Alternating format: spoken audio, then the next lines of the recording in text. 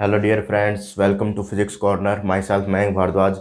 जैसा कि अपन सीख रहे थे, पिछली वीडियोस में अपन ने सीखा कि गेट के सॉल्यूशन किए और नेट के सॉल्यूशन किए। इसी सीरीज़ में अपन गेट के क्वेश्चन के सॉल्यूशन भी करेंगे। क्वेश्चन अभी कलेक्ट कर रहे हैं, तो इसी के साथ अपन आज स्टार्ट कर रहे हैं एटॉमिक फिजिक्स। ठीक है, एटॉमिक मॉलिक्यूलर फिजिक्स। ठीक है, ये आपके पास प्रीवियस में गेट नेट में भी आती है। ठीक है, इससे रिलेटेड बातें करेंगे, इससे रिलेटेड कोर्स अपन यहाँ पर डिस्कस करने वाले हैं। तो ज़्यादा से ज़्यादा इस वीडियो को लाइक कीजिएगा, अपने फ्रेंड सर्किल में शेयर कीजिएगा, जिससे आप सबको बेनिफिट हो सके। तो देखिएगा इसको अपन किस तरीके से स्टार्ट करते हैं।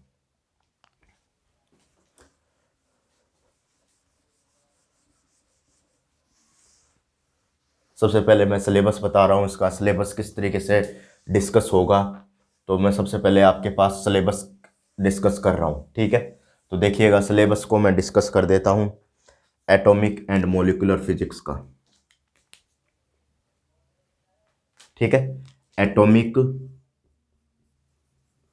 Atomic and molecular physics, molecular physics. ठीक है, इसका सिलेबस डिस्कस कर रहा हूँ। सबसे पहले इंट्रोडक्शन होगा। इसके बाद में आपके पास बोर्स मॉडल आएगा। ठीक है, इसके बाद में आपके पास समरफील्ड मॉडल आएगा।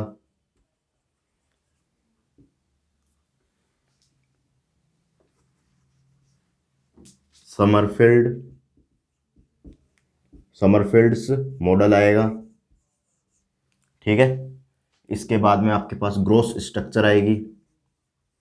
Gross structure. ठीक है, इसके बाद में आपके पास देखिएगा स्ट्रेन गर्लेफ एक्सपेरिमेंट आएगा।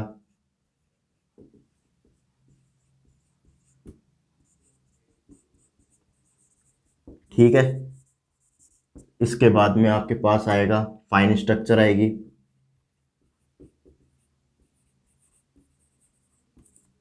ठीक है, इसके बाद में आपके पास आएगा एलएस कपलिंग, जेजे कपलिंग।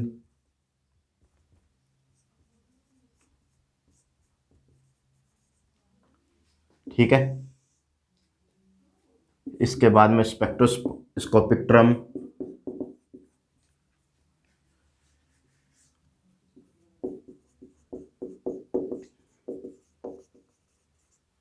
ठीक है, इसके बाद में हाइपरफाइन स्ट्रक्चर या एल्काइल एंड एल्काइन।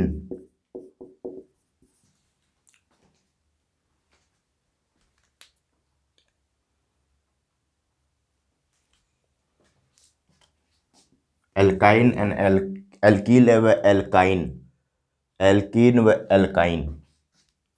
ठीक है, ये इस तरीके से लिखेंगे इसको।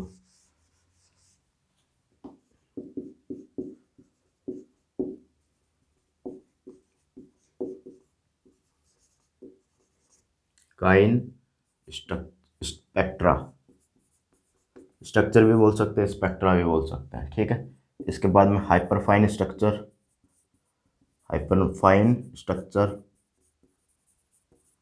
ठीक है, इसके बाद में देखिएगा क्या होगा, स्टार्क इफेक्ट। Stark effect.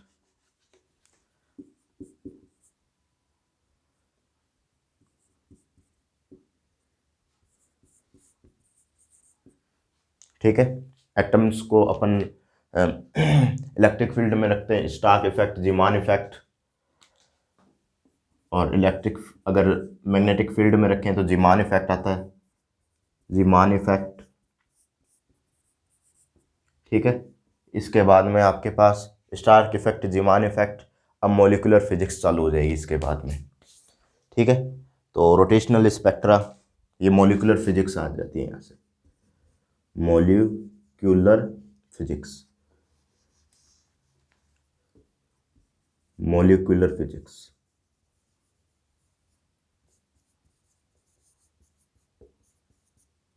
यहाँ से आपके पास क्या जाता है, rotational spectra, vibrational spectra, rotational spectra, आगे देखिएगा वाइब्रेशनल स्पेक्ट्रा,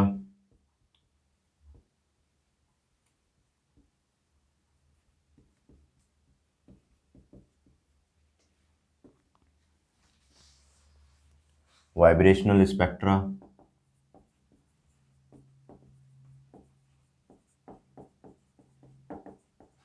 ठीक है। इसके बाद में आपके पास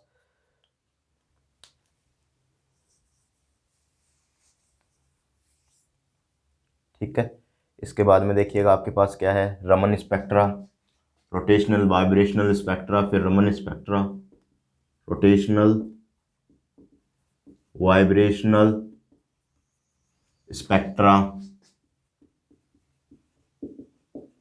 ठीक है, रमन स्पेक्ट्रा, रमन स्पेक्ट्रा,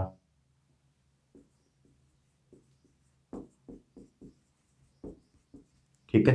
इसके बाद में एक्स रेज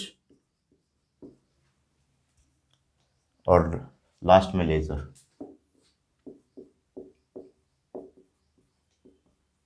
ये आपके पास चैप्टर रहते हैं, ठीक है। सबसे पहले इंट्रोडक्शन पढ़ेंगे, ठीक है। इसके बाद में बोर्स मॉडल पढ़ेंगे, ठीक है।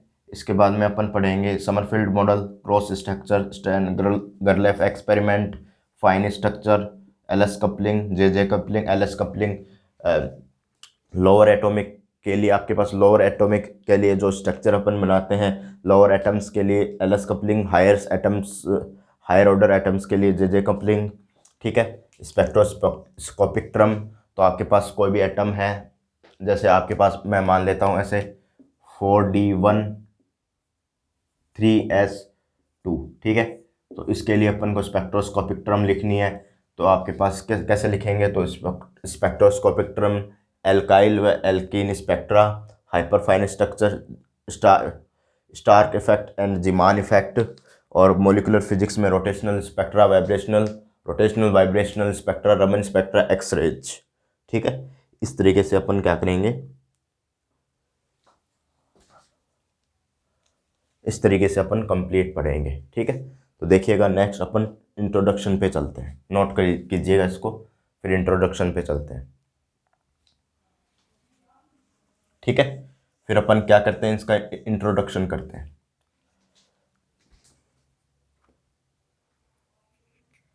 ठीक है। तो देखिएगा इंट्रोडक्शन किस तरीके से करेंगे इसका, नोट कीजिए पहले इतना, ठीक है, और फिर इसका इंट्रोडक्शन करते हैं अपन।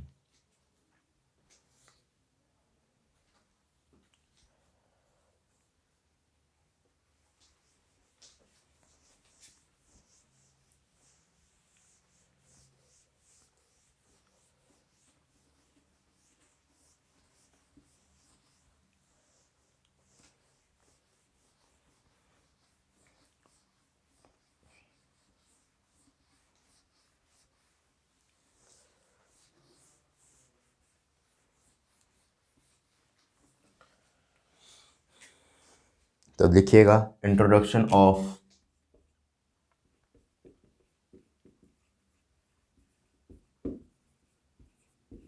एटॉमिक फिजिक्स, ठीक है।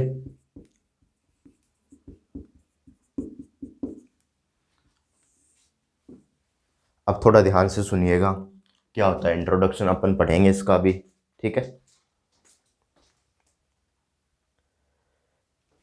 इंट्रोडक्शन ऑफ एटॉमिक फिजिक्स, तो ये अपने पास चैप्टर है इंट्रोडक्शन का, ठीक है। तो देखिएगा इंट्रोडक्शन का जो चैप्टर है इसमें अपन स्टार्ट करते हैं। अगर अपन एटम की स्टडी कर रहे हैं, तो अपन को एटम की स्टडी करनी है, तो अपन को एटॉमिक स्ट्रक्चर की स्टडी करनी पड़ेगी। मान लीजिए आपके पास एटम है, ये एटम को शो करने का तरीका मैं बता रहा हूँ। ये आपके पास एटम है, ठीक है। ये इसकी ऑर्बिट है जिसमें आपके पास इलेक्ट्रॉन मूव कर रहा है, ठीक है। ये ऑर्बिट है जिसमें आपके पास इलेक्ट्रॉन मूव कर रहा है, ठीक है। और ये यहाँ पर आपके पास क्या होगा, ऑर्बिट के बीच में इसका न्यूक्लियस होगा, ठीक है। इसका न्यूक्लियस होगा, जेड लिख देता हूँ मैं इसको, इसका न्यूक्लियस होगा और इलेक्ट्रॉन मूव कर रहा है। इस तरीके के स्ट्रक्चर को अपन एटॉमिक स्ट्रक्चर बोलते हैं। इन जनरल अपन ऐसे स्ट्रक्चर को क्या बोलते हैं? एटॉमिक स्ट्रक्चर बोलते हैं। ठीक है, एटॉमिक स्ट्रक्चर बोलते हैं कि आपके पास कोई भी एटम की स्टडी करने के लिए अपन को एटॉमिक स्ट्रक्चर स्टडी करनी पड़ेगी। तो उसके कंपोनेंट्स क्या है? एटॉमिक, एटम के, ये आपके पास एटम है, ये आपके पास क्या है? एटम। इसके कंपोनेंट्स क्या है आपके पास? कंपोनेंट्स एक तो इलेक्ट्रॉन है, एक न्यूक्लियस है। तो अपन को इसके कंपोनेंट, न्यूक्लियस और इसके चारों तरफ जो रिवॉल्व हो रहा है इलेक्ट्रॉन, उसकी स्टडी करनी पड़ेगी अपन को। ठीक है, एटम की स्टडी करने के लिए अब इसके चारों तरफ आपके पास इलेक्ट्रॉन मूव हो रहा है, वो इलेक्ट्रॉन और इसका जो न्यूक्लियस है उसकी अपन को स्टडी करनी पड़ेगी। ठीक है, और न्यूक्लियस की अगर अपन को स्टडी करनी पड़े, न्यूक्लियस की अगर अपन को स्टडी करनी पड़े, न्यूक्लियस की अपन को स्टडी करनी पड़े, ये आपके पास न्यूक्लियस है, तो इसके जो कंपोनेंट्स है, इसके जो कंपोनेंट्स है, इसके कंपोनेंट्स क्या क्या होते हैं? इसके कंपोनेंट्स आपके पास होते हैं, एक तो प्रोटॉन होता है, एक न्यूट्रॉन होता है। ठीक है, इन दोनों की आपको क्या करनी पड़ेगी? स्टडी करनी पड़ेगी, तभी आप न्यूक्लियस की क्या कर सकते हो? यहाँ स्टडी कर सकते हो। ठीक है, तो मेरा कहने का सीधा सा मतलब है कि अगर कोई भी एटम की स्टडी कर रहे हैं तो उसके कंपोनेंट्स की अपन को स्टडी करनी पड़ेगी। जैसा कि आपके पास रिवॉल्व इलेक्ट्रॉन हो रहा है, ये रिवॉल्व क्यों नहीं हो रहा न्यूक्लियस? क्योंकि आपके पास इसमें इसके कंपोनेंट्स कौन कौन से हैं? एक तो प्रोटॉन है, एक न्यूट्रॉन है। तो अगर प्रोटॉन का मास देखा जाए तो आपके पास 1836 एम, जो आपके पास 1836 एम, अगर आपके पास मास देखा जाए तो 1836 टाइम्स ऑफ इलेक्ट्रॉन का मास लेंगे, जब आपके पास मास किसका बनेगा? प्रोटॉन का मास बनेगा, जो कि आपके पास न्यूक्लियस में है। आपके पास न्यूक्लियस में और प्रोटॉन और न्यूट्रॉन दोनों के कंपोनेंट्स अगर साथ में लेते हैं तो उनको अपन न्यूक्लियॉन बोलते हैं। ठीक है, यानी न्यूक्लियॉन का अगर अपन मास बोले वो बहुत ज़्यादा है, किसके कंपैरिजन में? आपके पास इसके कंपैरिजन में, इलेक्ट्रॉन के कंपैरिजन में। तो उसके लिए अपन किसकी स्टडी करते हैं? ये इलेक्ट्रॉन रिवॉल्व होता है और ये आपके पास रेस्ट पे रहता है। ठीक है, न्यूक्लियस क्या रहता है? आपके पास रेस्ट में रहता है। ठीक है, ये बात हो गई। तो जैसा कि आपके पास ये न्यूक्लियस है, तो इसकी आपके पास बातें कहाँ से आती है? ठीक है, तो देखिएगा, आपके पास बहुत बड़ी गैलेक्सी है और गैलेक्सी में एक छोटी सी आपके पास गैलेक्सी में, एक गैलेक्सी में आपके पास अर्थ रहती है। अर्थ आपके पास बहुत से मेटल से बनी होती है, उसमें आपके पास मैटर्स होते हैं, जैसा कि सॉलिड होते हैं, लिक्विड होते हैं, गैसेज होते हैं, उससे रिलेटेड बातें करते हैं। ठीक है, मैटर्स होते हैं, मैटर्स के आपके पास क्या होते हैं? कंपोनेंट्स होते हैं, फिर कंपोनेंट्स होते हैं, और कंपोनेंट्स के फिर आपके पास कंपाउंड बनते हैं। फिर कंपाउंड्स को अगर और देखा जाए तो आपके पास मॉलिक्यूल्स बनते हैं। मॉलिक्यूल्स को और आगे अपन डिस्ट्रॉय करके देखते हैं तो आपके पास एटम्स बनते हैं। एटम्स के अंदर आपके पास इलेक्ट्रॉन और ये आपके पास न्यूक्लियस होता है, और न्यूक्लियस के अंदर जाया जाए तो न्यूक्लियस के अंदर ये आपके पास न्यूक्लियॉन्स होते हैं। ये आपके पास क्या होते हैं? न्यूक्लियॉन्स। ठीक है, ये आपके पास क्या होते हैं? न्यूक्लियॉन्स होते हैं, प्रोटॉन व न्यूट्रॉन। और प्रोटॉन और न्यूट्रॉन को देखा जाए तो ये आपके पास क्वार्क कंपोजिशन से बने होते हैं। जैसे आपके पास क्वार्क कंपोजिशन होते हैं, यूडीएस एक क्वार्क कंपोजिशन है, यूडीडी ये आपके पास क्या? क्वार्क कंपोजिशन है। ये आपके पास एलिमेंट्री पार्टिकल फिजिक्स में सीखते हैं। यूडीएस यूडीडी ये आपके पास क्या है? क्वार्क कंपोजिशन है। और इस क्वार्क कंपोजिशन में भी आगे अपन कंपोनेंट्स देखें इसके, तो ये आपके पास ग्लूऑन होते हैं। इस तरीके की अपनी पूरी स्ट्रक्चर होते हैं, कहाँ से? अर्थ से लेके अपन आगे तक क्वार्क कंपोजिशन तक अपन ने बातें की। तो इस तरीके से आपके पास बातें करते हैं, और अपना मेन फोकस यहाँ पर रहता है एटम्स पे। ठीक है, एटॉमिक स्ट्रक्चर पे मेन फोकस रहता है यहाँ पर। ठीक है, एटॉमिक स्ट्रक्चर पे मेन फोकस रहता है। इसमें बस अपन को इतना ही बताना है कि अपन को ये रिवॉल्व इलेक्ट्रॉन करता है, न्यूक्लियस रिवॉल्व नहीं करता। इसका रीज़न क्या है? इसका मेन रीज़न आपके पास रहता है कि न्यूक्लियॉन का जो आपके पास मास होता है 1836 एम के बराबर होता है, जिसके कारण ये रेस्ट पे रहता है, ये आपके पास रिवॉल्व करता है। इस तरीके की अपन को बातें करनी है। ठीक है, इतना आपके पास क्या रहेगा? इंट्रोडक्शन रहेगा। ठीक है, मैं लिखवा देता हूँ इसको।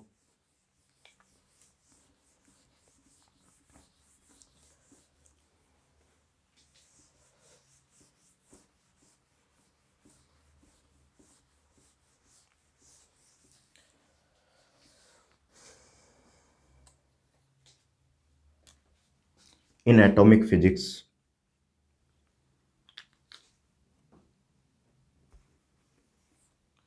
in atomic physics,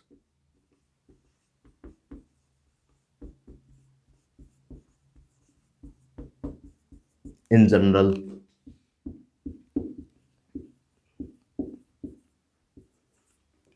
in general, in atomic physics in general,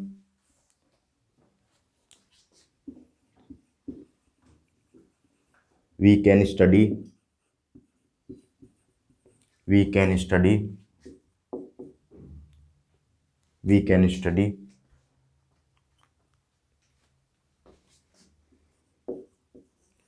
about atomic structure, about atomic structure in general, in general, atoms, component of atoms is, in general, components of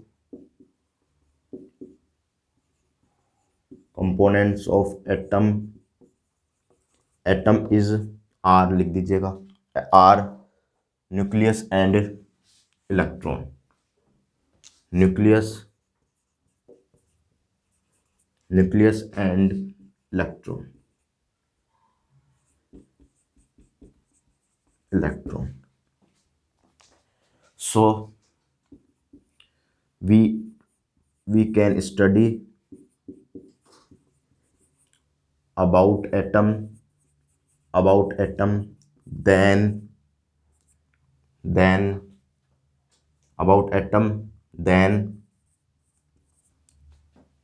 we can study about atom, then we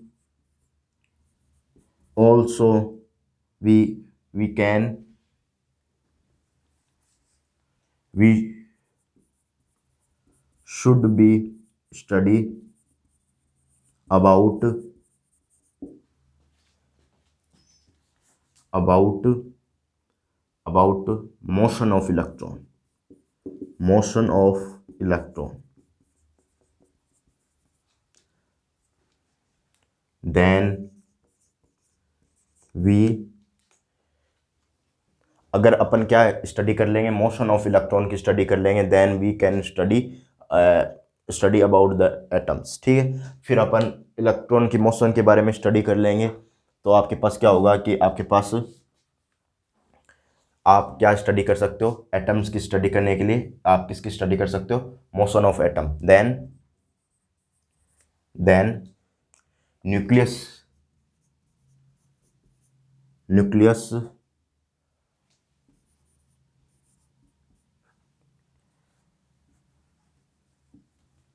nucleus is,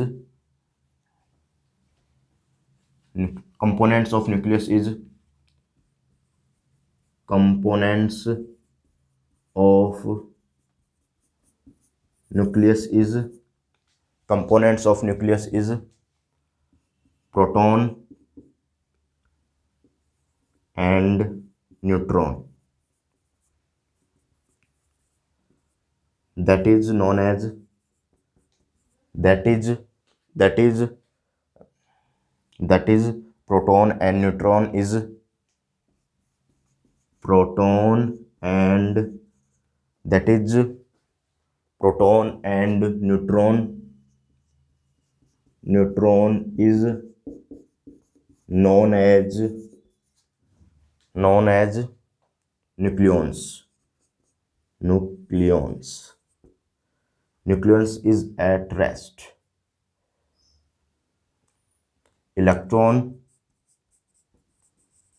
revolve, the revolve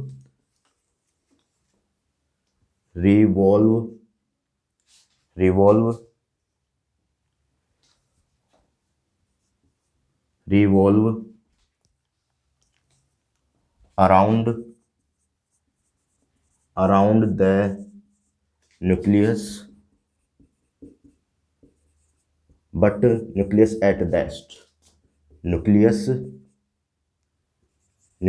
at rest, because mp equal to me. Mass of nucleons is more than mass of electron. ठीक है, इतना लिखिएगा।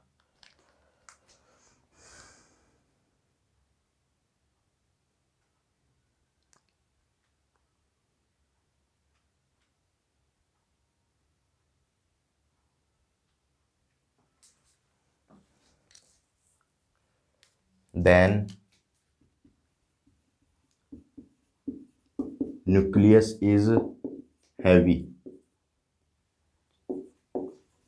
then it is at rest, so study about atom, then we can study, यहाँ लिख रहा हूँ मैं, then we can study about motion of electron।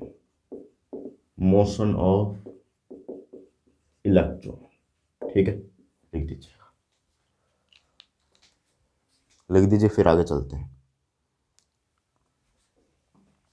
ठीक है, लिख दीजिएगा फिर अपन आगे चलते हैं।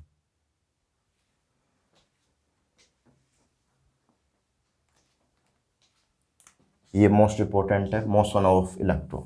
ठीक है, अपन को कंपोनेंट्स की बात करनी है। एटम्स के क्या होता है, एक तो न्यूक्लियस होता है और एक इलेक्ट्रॉन होता है। ठीक है, ये बात भी इंपॉर्टेंट है, नोट कीजिएगा।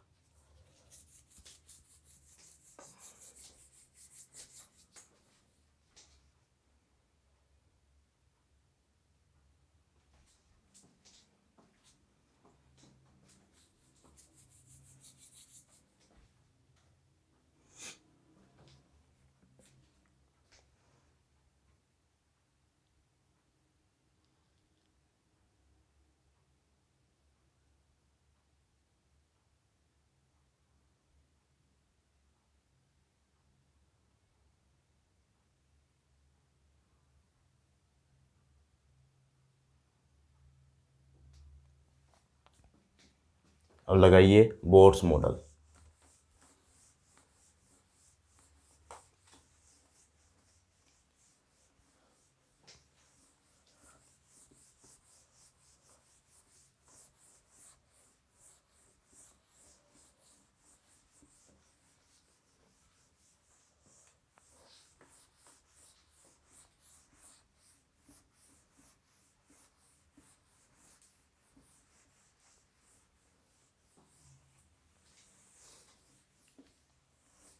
बोर्स मॉडल, ठीक है, बोर्स मॉडल।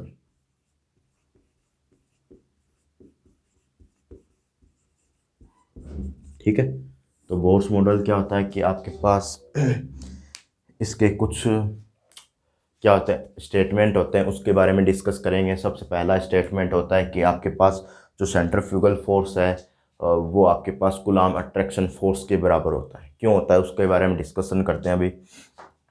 तो देखिएगा, ये आपके पास क्या है, एक न्यूक्लियस है। ठीक है, एक सर्कुलर ऑर्बिट है। ठीक है, ये आपके पास सर्कुलर ऑर्बिट है जिस पे आपके पास इलेक्ट्रॉन मूव करता है। ठीक है, ये आपके पास सर्कुलर ऑर्बिट है जिस पे आपके पास क्या करता है, इलेक्ट्रॉन मूव करता है। इसमें कोई ना कोई वेलोसिटी से आपके पास इलेक्ट्रॉन क्या कर रहा है, मूव कर रहा है। ठीक है, और यहाँ पर आपके पास जेड, ये आपके पास न्यूक्लियस है इसका और इस पे सर्कुलर ऑर्बिट पे आपके पास इलेक्ट्रॉन मूव कर रहा है। ठीक है, तो आपके पास क्या होता है कि इलेक्ट्रॉन की एनर्जी जैसे आपके पास रिवॉल्व करता है, एक आपके पास साइकिल कंप्लीट करता है, तो उसकी एनर्जी रेडिएटेड होती है। रेडिएटेड मतलब एनर्जी रिड्यूस होती है। ऐसा कि बोला गया है कि बोर मॉडल से पहले के जो स्टेटमेंट थे कि आपके पास ये इलेक्ट्रॉन मूव करता है इस सर्कुलर ऑर्बिट में, तो आपके पास कुछ ना कुछ एनर्जी रेडिएटेड होती है, एनर्जी कम होती है, ठीक है। एनर्जी कम होती है, ठीक है। जबकि ऐसा होता नहीं है, बोर्स ने बताया कि ऐसा नहीं होता। ऐसा जब भी होता है जब वो आपके पास कोई फाइनल एनर्जी से इनिशियल एनर्जी, मतलब एक दूसरी एनर्जी लेवल में, आपके पास एक दूसरे एनर्जी लेवल से इनिशियल एनर्जी लेवल में आता है। जब आपके पास इलेक्ट्रॉन क्या आता है कि फाइनल एनर्जी लेवल से इनिशियल लेवल एनर्जी में आता है, तब आपके पास एक एनर्जी रेडिएटेड होती है एच न्यू के बराबर की, ठीक है। एच न्यू के बराबर की एनर्जी रेडिएटेड होती है, ठीक। जब रेडिएटेड होती है मतलब जब ऑर्बिट चेंज करता है, जब ये एनर्जी होगी। एक ऑर्बिट में मूव कर रहा है तो उसकी एनर्जी एक आपके पास क्या रहेगी, क्वांटाइज्ड रहेगी, ठीक है। उसका एंगुलर मोमेंटम क्वांटाइज रहेगा, तो आपके पास एनर्जी भी क्वांटाइज रहेगी, एनर्जी नहीं कम होगी, ठीक है। अगर इलेक्ट्रॉन मूव कर रहा है तो ये आपके पास सर्कुलर ऑर्बिट में नहीं, सर्कुलर ऑर्बिट में मूव कर रहा है, तो आपके पास न्यूक्लियस में क्यों नहीं जा रहा, क्योंकि आपके पास क्या होता है, ये अट्रैक्शन, एक इलेक्ट्रॉन यहाँ पर मान लीजिए इलेक्ट्रॉन है, तो इस बाहर की तरफ सेंट्रीफ्यूगल फोर्स लग रहा है और अंदर की तरफ आपके पास कूलॉम अट्रैक्शन लग रहा है, ठीक है। कूलॉम अट्रैक्शन लग रहा है क्योंकि ये आपके पास क्या होता है, पॉजिटिव चार्ज होता है, इस पर पॉजिटिव होता है, तो इलेक्ट्रॉन नेगेटिव चार्ज होता है, तो ये आपके पास कूलॉम अट्रैक्शन लगेगा। ये आपके पास mv²/r होगा, और ये आपके पास के जेड ई को क्या इसको न्यूक्लियस से शो करते हैं, और इस इलेक्ट्रॉन का चार्ज e²/r² ये होगा। ये एक दूसरे के बराबर होंगे, तो ये इस पोजीशन पे देखोगे तब भी एक दूसरे के बराबर होंगे, इस पोजीशन पे देखोगे तब भी एक दूसरे के बराबर होंगे, इस पोजीशन पे देखोगे तब भी एक दूसरे के बराबर होंगे, इस पोजीशन पे देखोगे तब भी इस बराबर होंगे, इस पोजीशन पे देखोगे तब भी बराबर होंगे, इस पोजीशन पे देखोगे तब भी, इस तरीके से।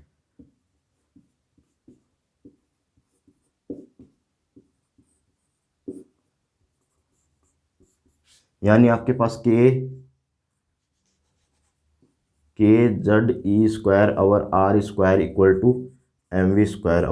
ये आपके पास हर एक पोजीशन पे क्या रहेगा, बराबर रहेगा। तो इसलिए आपके पास ये फर्स्ट स्टेटमेंट होता है कि आपके पास हर एक पोजीशन पे क्या होगा कि ये आपके पास mv²/r kZe²/r², ये आपके पास कूलॉम अट्रैक्शन फोर्स है, कूलॉम अट्रैक्शन फोर्स है, और ये आपके पास सेंट्रीफ्यूगल फोर्स है, सेंट्रीफ्यूगल फोर्स। सेंट्रीफ्यूगल क्या होता है, सेंटर से बाहर की तरफ लगना, सेंटर ये है, सेंटर से बाहर की तरफ लगना, सेंटर से बाहर की तरफ लगना। सेंटर किससे बाहर की तरफ लगता है, इस तरीके से सेंटर से बाहर की तरफ लगता है, इस तरीके से सेंटर से बाहर की तरफ लगता है, सेंट्रीफ्यूगल फोर्स सेंटर से बाहर की तरफ लगता है, ठीक है। अब देखिएगा इसकी अपन स्टडी कर लेते हैं।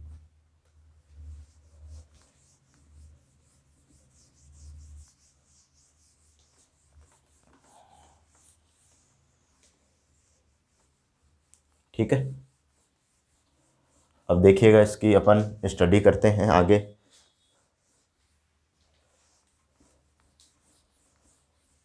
अब देखिएगा, अब आपके पास इसकी स्टडी कर रहे हैं अपन बोर्स मॉडल की, तो लिखिएगा electron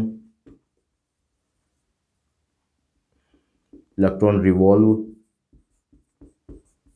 around circular orbit, revolves around circular orbit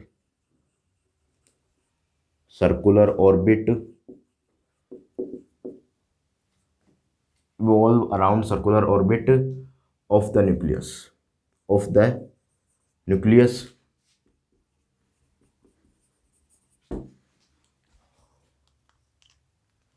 for circular motion,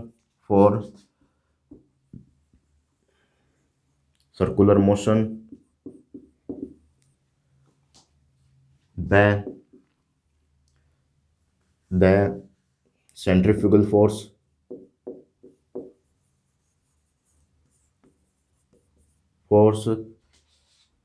is equal to Coulomb attraction force. ऐसा डायग्राम बना लीजिएगा, ये इलेक्ट्रॉन मूव हो रहा है, ठीक है, ये आपके पास क्या है, जेड, ठीक है। कूलॉम अट्रैक्शन फोर्स, ठीक है, Coulomb attraction force mv² N लिख दीजिएगा और are n equal to k Z ई। तो आपके पास ये क्या होता है, ये चार्ज होता है, ठीक है, न्यूक्लियस का चार्ज होता है। न्यूक्लियस के चार्ज को अपन जडी से शो करते हैं, charge of nucleus, charge of nucleus, ठीक है, चार्ज ऑफ न्यूक्लियस, ये आपके पास चार्ज ऑफ न्यूक्लियस होता है और इलेक्ट्रॉन का चार्ज स्क्वायर हो जाएगा और आर एन का स्क्वायर। ये आपके पास इक्वेशन नंबर फर्स्ट होगी, ठीक है, लिख दीजिएगा इसको।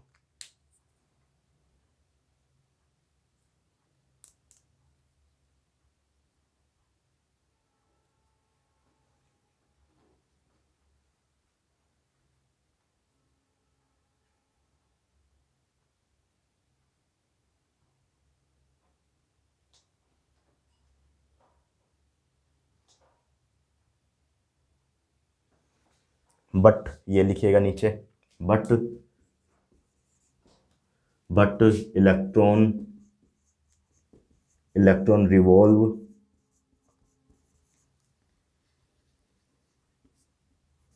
ये पूरा ये आपके पास चैप्टर रहता है, ये कंप्लीट थ्योरेटिकल चैप्टर है, तो इसी तरीके से पढ़ना पड़ेगा अपन को, ठीक है। तो इस तरीके से पढ़ते जाते हैं अपन, अपने क्या है, ठीक है। Electron revolve around circular orbit, circular orbit, then then then it reduce it reduce reduced reduced its it reduced energy energy then then this type of energy is this type of energy is कौन सी energy होगी, radiated energy, radiated radiated energy,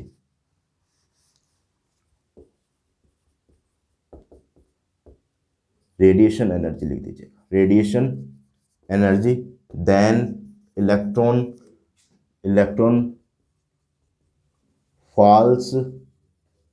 falls into the nucleus,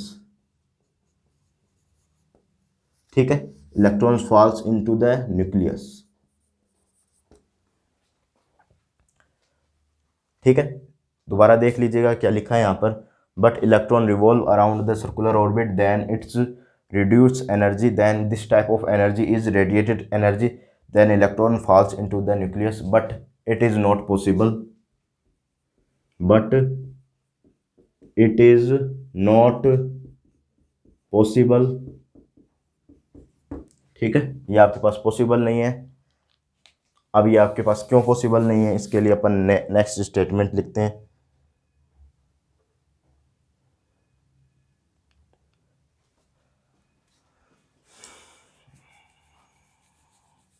एक तो first statement mv² over R N K Z square over R N का square, इसके कारण possible नहीं है, ठीक है। दूसरा स्टेटमेंट देखिएगा क्या होगा, नोट कीजिए इस स्टेटमेंट को, ये आपके पास फर्स्ट स्टेटमेंट है,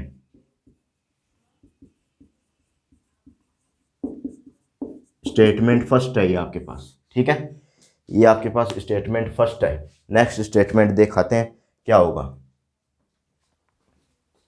नोट कीजिए फर्स्ट स्टेटमेंट है, ठीक है। तो देखिएगा नेक्स्ट स्टेटमेंट क्या होगा इसके रिगार्डिंग,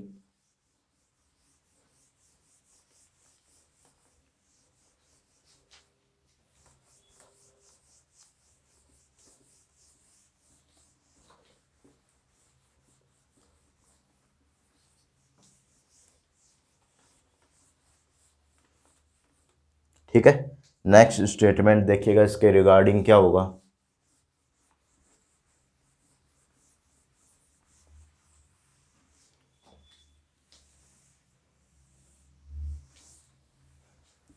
ठीक है।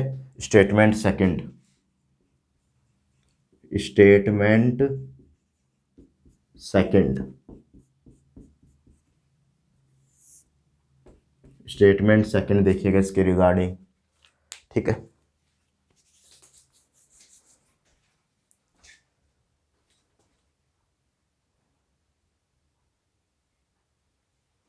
देखिएगा इसके regarding statement second, when electron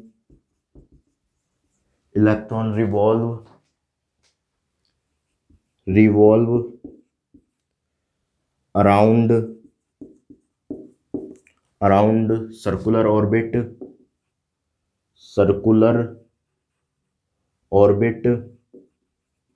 of the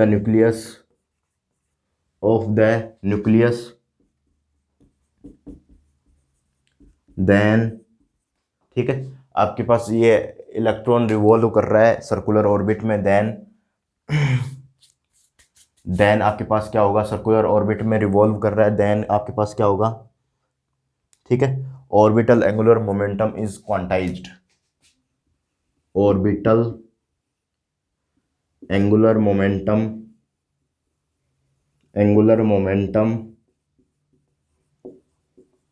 is quantized, then आपके पास क्या होगा, ऑर्बिटल एंगुलर मोमेंटम क्या होगा, क्वांटाइज्ड होगा। तो L बराबर एन एच क्रॉस, ये होगा आपके पास, एन को क्या लिखेंगे, MV/N/Rn, ये आपके पास NH क्रॉस, ये इक्वेशन नंबर सेकंड डाल दीजिएगा, ठीक है। ये आपके पास एंगुलर मोमेंटम क्या रहेगा, क्वांटाइज्ड रहेगा, और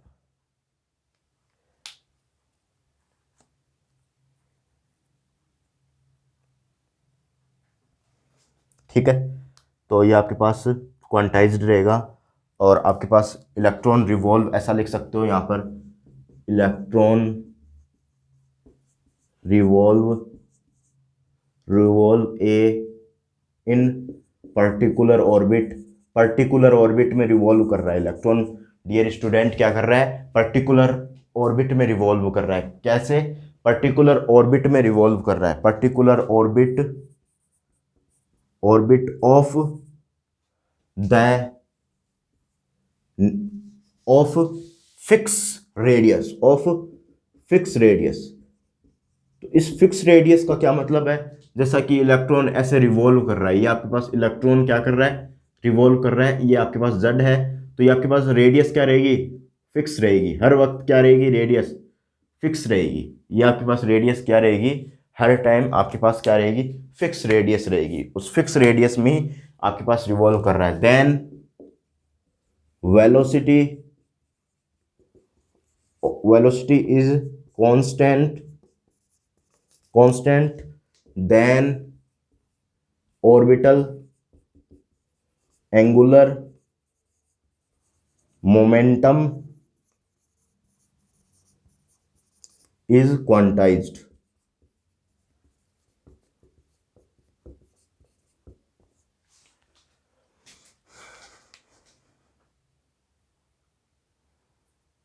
ठीक है, तो इसमें क्या होगा कि रिवॉल्व एक फिक्स रेडियस में कर रही है, और वेलोसिटी इसकी क्या रहेगी, कांस्टेंट रहेगी। तो आपके पास वेलोसिटी कांस्टेंट रहेगी, ये फिक्स है, ठीक है, ये फिक्स है, और मास फिक्स है।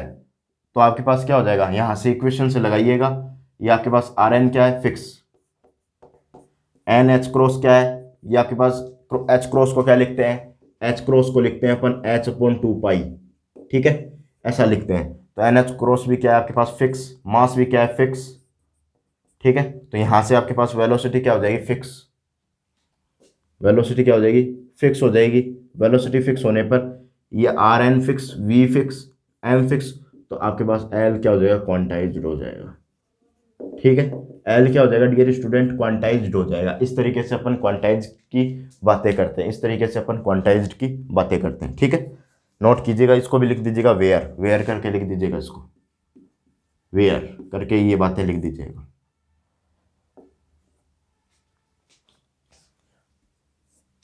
ठीक है, नोट कीजिएगा।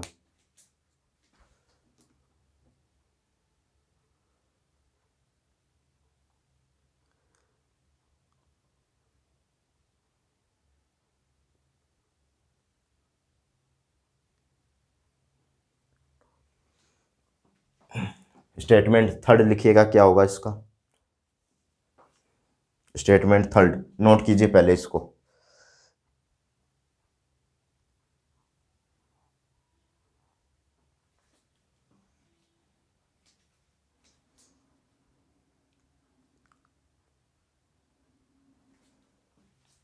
लिखिए, स्टेटमेंट थर्ड लिखवा देते हैं। अब देखिएगा स्टेटमेंट थर्ड।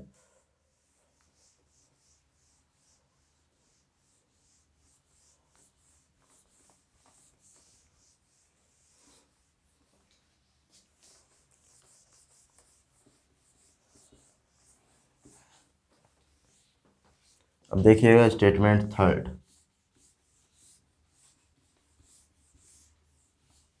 ठीक है, तो स्टेटमेंट थर्ड देखिएगा, इसके लिए क्या होगा, इसके रिगार्डिंग तो आपके पास क्या होगा कि इलेक्ट्रॉन अगर जंप करे, एक ऑर्बिट से इलेक्ट्रॉन आपके पास जंप कर रहा है, एक मान लीजिए सर्कुलर ऑर्बिट ले लीजिए, स्टेटमेंट थर्ड देख रहे हैं अपन।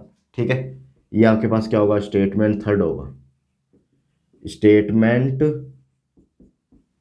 थर्ड होगा। ठीक है, इस स्टेटमेंट थर्ड में देखिएगा क्या होगा, किस तरीके से पढ़ेंगे। मान लीजिए एक आपके पास सर्कुलर सर्कुलर ऑर्बिट है इस तरीके से। ठीक है, ये आपके पास सर्कुलर ऑर्बिट है, इसमें इलेक्ट्रॉन मूव कर रहा है।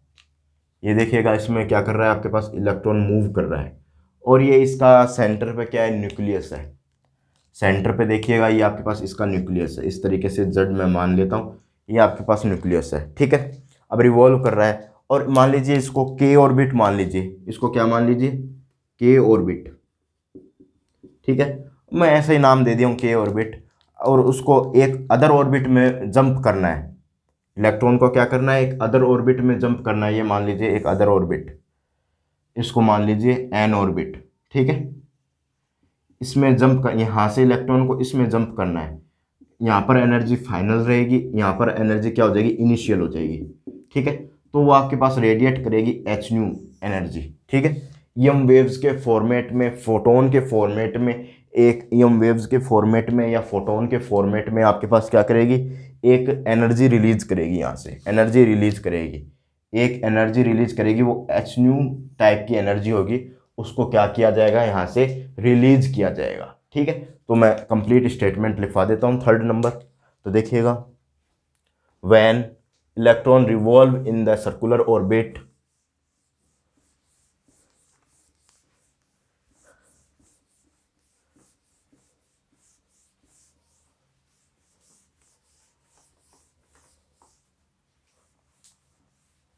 when electron revolve in circular orbit,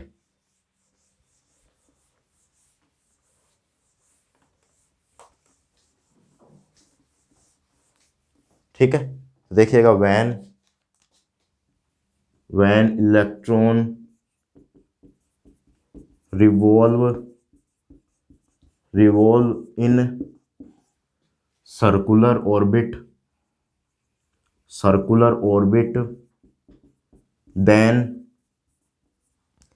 if the electron jump another orbit, then it release या radiated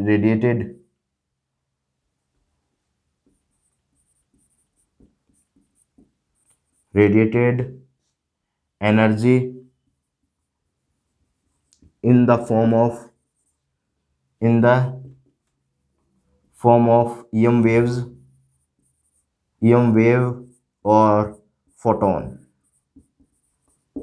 ठीक है, EM वेव या फोटोन के तौर पे एक एनर्जी रिलीज करेगा। ठीक है, अब मान लीजिए ये देखिएगा एनर्जी किस तरीके से रिलीज करेगा, when electron revolve in circular orbit, if the electron jump another orbit, then it radiated energy या लॉस एनर्जी का लॉस करेगा ईएम वेव्स के फॉर्मेट में, ईएम वेव्स के फॉर्मेट में या फोटोन के फॉर्मेट में। ठीक है, ये बना लीजिएगा डायग्राम, ये आपके पास मान लीजिए फाइनल एनर्जी, ये आपके पास इनिशियल एनर्जी, और इलेक्ट्रॉन यहाँ पर आता है। तो देखिएगा, तो आपके पास एनर्जी क्या करेगा, रिलीज करेगा एच न्यू के तौर पे। ठीक है, ऐसा लिख सकते हैं।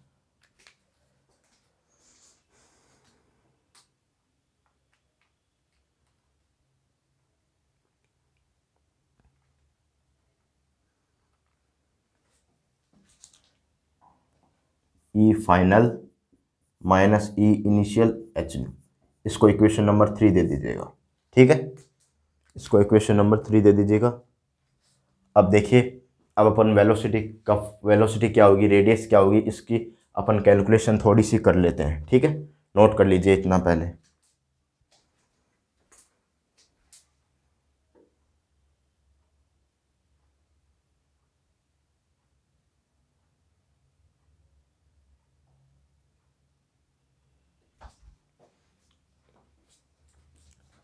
फ्रॉम इक्वेशन नंबर फर्स्ट लगाइएगा। From equation number first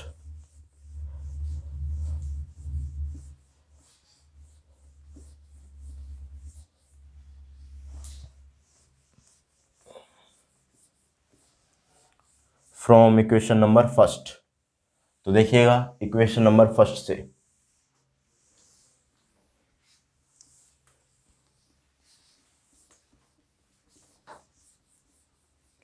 from equation number first, तो देखिए फ्रॉम इक्वेशन नंबर फर्स्ट। ठीक है, फर्स्ट से देखिएगा इक्वेशन नंबर फर्स्ट क्या थी आपके पास, एम वी स्क्वायर एन का स्क्वायर और are n equal to k Z E square और आर एन का स्क्वायर। एक आर से एक आर कैंसिल, तो एम वी स्क्वायर, ठीक है, एम वी स्क्वायर क्या आ जाएगा आपके पास, के जेड स्क्वायर और आर एन। ठीक है, और ये आपके पास क्या आ गया इक्वेशन सेकंड, इसको फोर्थ दे दीजिएगा। ठीक है, अब अपने पास एक इक्वेशन थी L equal to N H cross, यानी M we are N N H cross. ठीक है, इसमें से आर एन की वैल्यू निकालिएगा, एन एच क्रॉस और एम वी एन, ये आपके पास इक्वेशन नंबर 5। आर एन की वैल्यू यहाँ डालिएगा फ्रॉम इक्वेशन नंबर 4 एंड 5।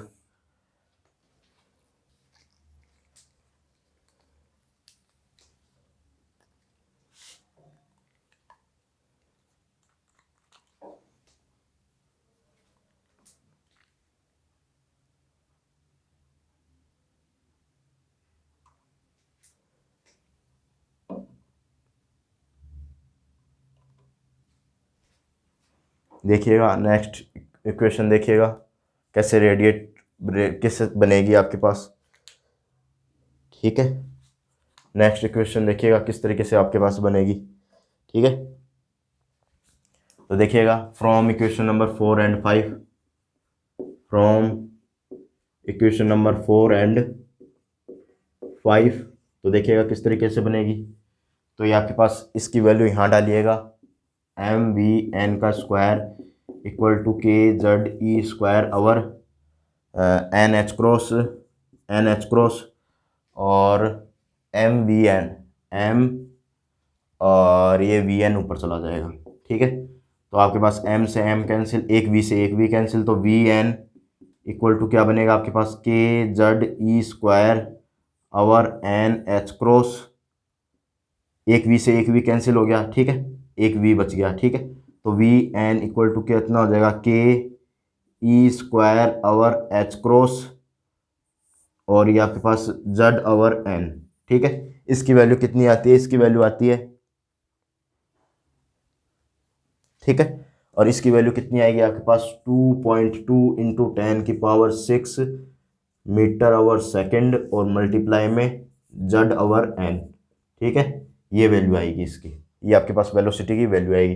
मैं ऊपर लिख देता हूँ, v n equal to 2.2 into 10⁶ metre over second और मल्टीप्लाई में जेड और एन। ये आपके पास कौन सी इक्वेशन हो जाएगी, ये इक्वेशन नंबर 6 हो जाएगी। ठीक है, नोट कर लीजिएगा।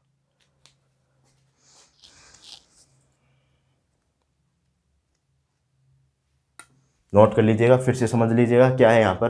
तो यहाँ पर आपके पास एक तो वैल्यू क्या है, M V square over R N, K Z square over R N का स्क्वायर, mv² आवर। तो यहाँ से एक आर एन से एक आर एन कट गया, तो अपने पास ये आपके पास फर्स्ट स्टेटमेंट था, ये स्टेटमेंट फर्स्ट था, स्टेटमेंट फर्स्ट था, और ये आपके पास स्टेटमेंट सेकंड था, स्टेटमेंट सेकंड था। ठीक है, तो यहाँ से आपके पास आर एन का स्क्वायर, ये आपके पास N H cross M V N. ठीक है, यहाँ से अपन कैलकुलेशन की तो यहाँ पर 2.2 into 10⁶ metre over second Z over n, ये वैल्यू आ जाएगी 2.2 into 10⁶ metre over second Z over n, ये वैल्यू आपके पास आ जाएगी यहाँ से। ठीक है, नेक्स्ट देखिएगा आपके पास। ठीक है, नेक्स्ट अपन रेडियस निकालते हैं। रेडियस का क्या फॉर्मेट रहेगा, ये याद रखिएगा, ये आपके पास वेलोसिटी का फॉर्मेट रहता है। ठीक है, देखिएगा आप, ये इक्वेशन नंबर 6 ऐसा का ऐसा रहने दीजिएगा। नेक्स्ट देखिएगा आपके पास क्या है।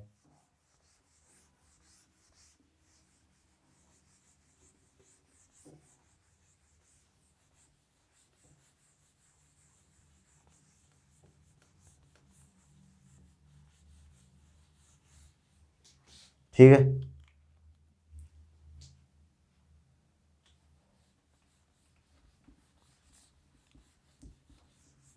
इसको नाम दे दीजिएगा 7 नंबर इक्वेशन अब। ठीक है, ऐसा कैसा नोट करना है, स्टेटमेंट सेकंड में m we are N N H cross. ठीक है, यहाँ से आपके पास वी एन की वैल्यू निकालनी है, एन एच क्रॉस और एम आर एन। ठीक है, ये वैल्यू निकालनी है आपके पास। ठीक है, ये इक्वेशन नंबर 8 हो गई, ये वैल्यू यहाँ पर डाल दीजिएगा, एम बी एन का स्क्वायर के जेड स्क्वायर और आर एन का। ठीक है, वी एन की जगह ये वैल्यू डाल दीजिएगा, वी एन की जगह ये डालोगे तो क्या बनेगा, एम, यहाँ पर आपके पास एन एच क्रॉस और आर आर एन का स्क्वायर और के जेड ई स्क्वायर और आर एन। ठीक है, तो ये आपके पास क्या हो जाएगा, m n H cross square और एम स्क्वायर आर एन का square equal to k Z E square और आर एन। ठीक है, एक आर एन से एक आर एन कैंसिल, एक एम से एक m cancel, n H cross square m r n equal to k Z E square, इसको इस तरफ ले आइएगा। ठीक है, नोट कर लीजिए पहले इतना।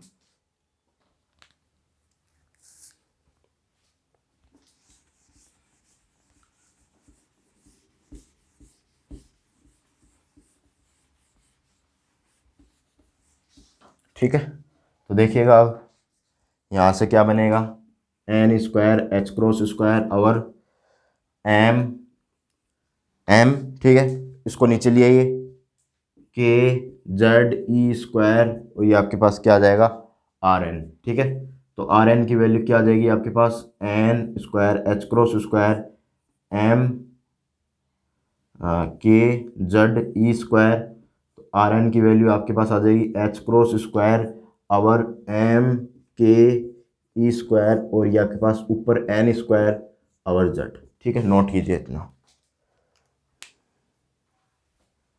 ठीक है, नोट कीजिए, फिर आगे चलते हैं। अब देखिएगा नेक्स्ट प्रॉपर्टी,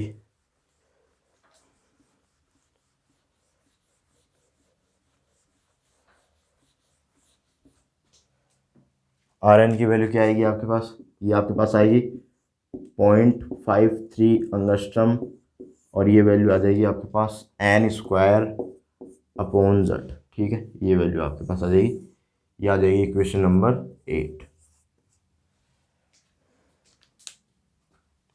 या 9। ठीक है, नोट कर लीजिएगा।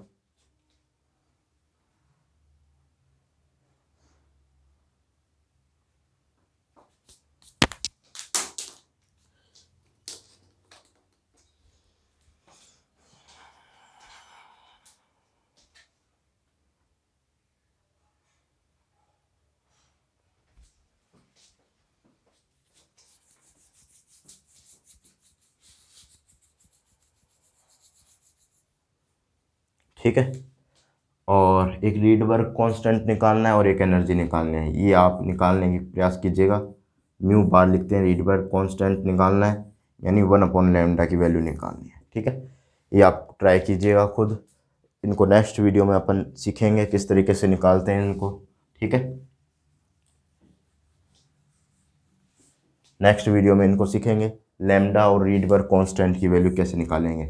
ठीक है, इस वीडियो को अपन यहीं समाप्त करते हैं, और ऐसे ही पढ़ते रहिए, ऐसे ही सीखते रहिए, और चैनल को सब्सक्राइब करना ना भूलें, लाइक करना भी ना भूलें, और इस तरीके से चैनल को लाइक करते रहिएगा, शेयर करते रहिएगा और सब्सक्राइब करते रहिएगा। Thank you.